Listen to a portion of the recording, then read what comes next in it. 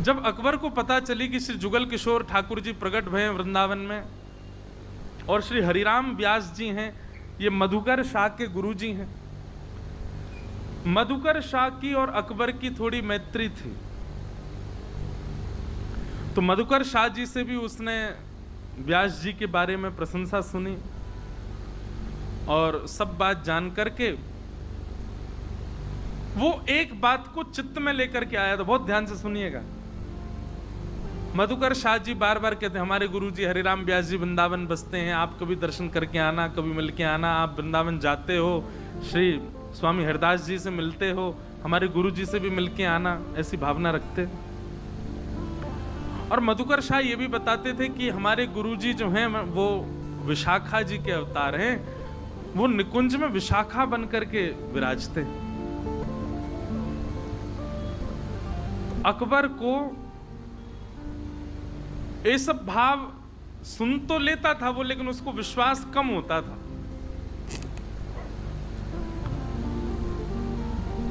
उसने ऐसी भावना बनाई, ऐसी योजना बनाई कि वो हरिराम व्यास जी से मिलने के लिए शाम को गया ताकि रस चर्चा में पूरी रात्रि निकल जाए और हरिराम व्यास जी अपने निकुंज में प्रवेश नहीं कर पाए।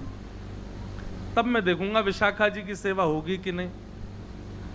और निकुंज में विशाखा जी की एक प्रधान सेवा है, क्या? पीक दान लेके रह में। जब भी रास विलास होवे तो शामा शाम पान पाले में, तो जो आधो पान रहे आधो काम में आधो रह जाए वाकू विशाखा जी को पधरा देंगे, या करते करते रास विलास और खूब अधरामृत जब है जाए तो श्री विशाखा जी वाकू धारण करें। ये उनकी सेवा है।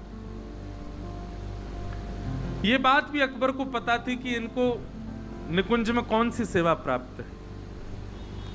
अकबर सायंकालीन सत्र में गया और श्री हरिराम व्यास जी से जाकर के उसकी वार्ता हुई। अब अकबर बात बात पर ऐसे ऐसे तर्क प्रकट करे तो हरिराम व्यास जी विद्वान तो थे ही, अपनी विद्वत्ता से उत्तर देने में आते तो घंटों तक एक ही संशय का उत्तर देते।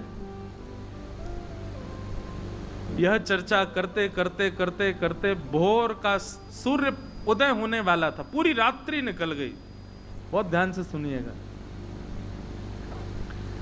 पूरी रात्रि निकल गई चर्चा करते करते, और जैसी थोड़े थोड़े सूर्य उदय होने लगे, थोड़ी अंधियारी झरने लगी, तब अकबर ने कहा कि मैंने सुना है कि आप निकुंज में सहचरी हैं ठाकुर जी की,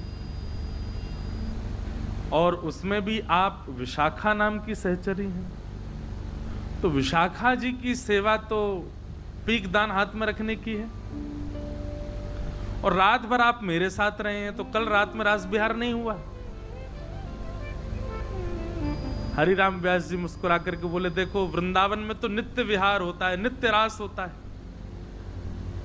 कोई सहचरी सखी के उपस्थित या अनुपस्थिति से रास नहीं रुकेगा। ये वृंदावन है, यहां नित्य रास बिहार चलता है ठाकुर जी का। अकबर बोला, मुझे प्रमाणित करिए कि आप सहचरी हैं, आप निकुंज में विशाखा का अवतार हैं, और आपकी जो सेवा है, कल तो हुई नहीं, आप मेरे पास थे, तो उस सेवा का परिणाम क्या हुआ निकुंज में।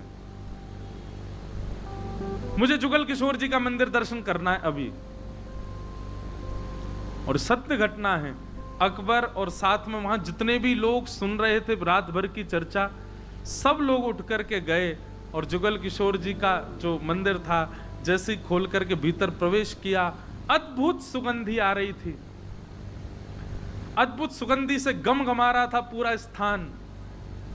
और तभी थोड़ा प्रकाश करके, कोई अग्नि प्रज्वलित करके, एक हाथ में मिसाल लेकर के भीतर जाकर के देखा तो पूरे जुगल किशोर जी के अंतःपुर भवन में पान कटे कटे पड़े हुए थे, और पान के भीतर भरने वाली जो सुगंधित वस्तुएं थी वो सब फैली हुई थी, और कहीं कहीं श्री जुगल किशोर जी का अधरामृत भी गिरा हुआ था।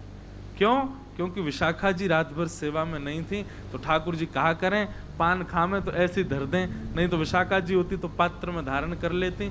ये दृश्य जब अकबर ने अपनी आंखों से देखा, नतमस्तक हो गया, श्री हरिराम व्यास जी को दंडवत प्रणाम किया प्रणाम करके कहा, भगवान ये वृंदावन की रसिक त्रिवेणी, मैंने तीनों के दर्शन किए हैं और मुझे इतना सौभाग्य का अनुभव होता है, भले ही मैं म्लेच्छ हूँ, भले ही मैं आप लोगों की वाणी में म्लेच्छ हूँ, भले ही मैं किसी भी जाति में हूँ, पर मुझे आप लोगों का भाव साम्राज्य देख कर के मन में भाव आता है कि मैं भी कभी सहचरी होता, मुझे भी ऐसे कोई गुण रास भाव मिलते।